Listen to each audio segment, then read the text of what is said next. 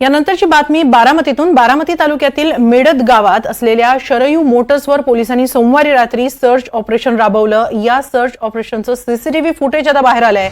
या कंपनीचे मालक उपमुख्यमंत्री अजित पवार यांचे धाकटे बंधू श्रीनिवास पवार असून त्यांचा मुलगा युगेंद्र पवार आणि अजित पवार यांच्यात विधानसभेची निवडणूक बारामतीत होतीये। विधानसभेच्या निवडणुकीच्या काळात हे सर्च ऑपरेशन करण्यात आल्यानं याकडे सर्वांचं लक्ष लागलं होतं। निवडणुकीच्या काळात काही तक्रारी आल्यानंतर त्या तक्रारींच्या अनुषंगानं नेमण्यात आलेल्या एका विशिष्ट पथकाकडून विविध ठिकाणी तपासण्या करण्यात येत आहेत। त्याच पद्धतीनं शरयू टोयोटो कंपनीची देखील या शोरूमची देखील तपासणी करण्यात आली। त्यासाठी हे पथक इथं आलं होतं। इथं कोणतीही रक्कम किंवा काही आढळून आलं नाही अशी माहिती निवडणूक निर्णय अधिकारी वैभव नावडकर यांनी दिली होती। आता या सर्च ऑपरेशनचं सीसीटीव्ही फुटेज समोर आलंय। बारामतीमध्ये युगेंद्र पवार हे अजित पवारांविरोधात लढण्यात, अर्थात सख्या काका पुतण्यांमध्ये ही लढत होणार आहे। मात्र मतदानाच्या आदल्या दिवशीच किंवा काल रात्री श्रीनिवास पवारांच्या शोरूममध्ये हे तपासणी करण्यात आली, सर्च ऑपरेशन करण्यात आलं।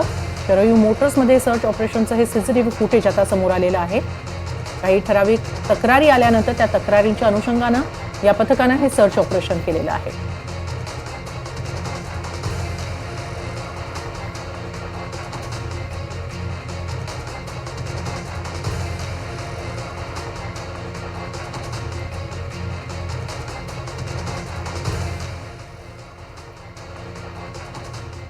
बारामतीमध्ये राबवण्यात आलेल्या या सर्च ऑपरेशन संदर्भात आपण अधिक माहिती घेणार आहोत। आमचे प्रतिनिधी रामराजे शिंदे आपल्या बरोबर आहेत। रामराजे, बारामतीमध्ये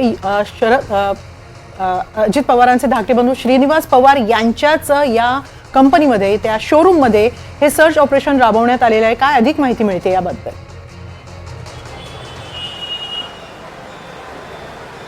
बिलकुल, आपली टीम आता बारामतीमध्येच आहे आणि लोकांची चर्चा केल्यानंतर त्यांच्याकडून पण हेच ऐकायला मिळते की कशा पद्धतीने हे धाडसत्र सुरू झालं होतं।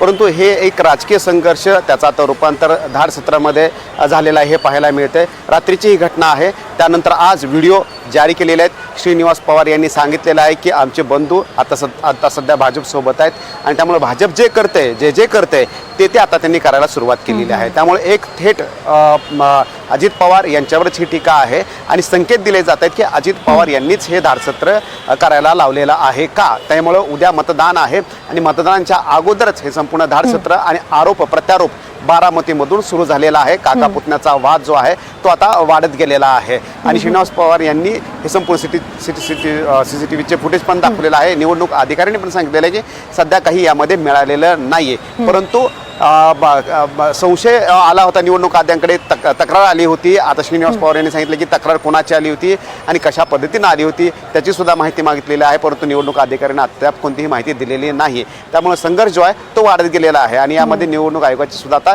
एंट्री झालेली आहे असं म्हणावं लागेल। त्यामुळे उद्या जे मतदान आहे, आज रात्रीचा आणखीन वेळ आहे, त्यामध्ये आणखीन संघर्ष टोकाला जातोय का निवळतोय हे पाहावं लागेल। नक्कीच प्रचारादरम्यान सुद्धा काका पुतण्यांमध्ये जोरदार टीकासत्र रंगलं होतं। धन्यवाद रामराजे, आपण दिलेल्या या सविस्तर माहितीबद्दल।